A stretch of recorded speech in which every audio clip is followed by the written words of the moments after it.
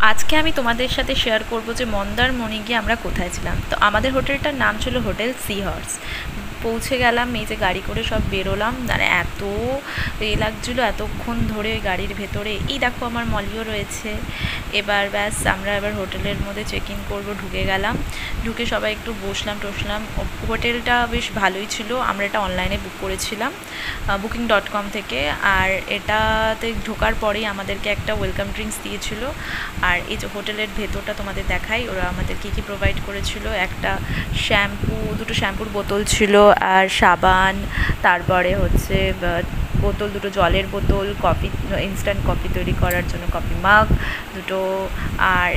আর এই যে এটা আরেকটা রুম। এই রুমটাতে দেখো, এই রুমেও সেমই, দুটো রুমই একই স্পেস ছিল, এমন কোনো ডিফারেন্স ছিল না, দুটো রুমেই একই জিনিসই দেওয়া ছিল। সবাই এসে না একদম ক্লান্ত হয়ে পড়েছে দেখো।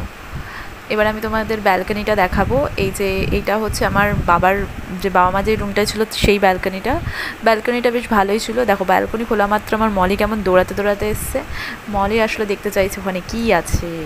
ব্যাস এবার দেখাচ্ছি, দেখো মলি এবার আমার সাথে যাওয়ার জন্য একদম রেডি।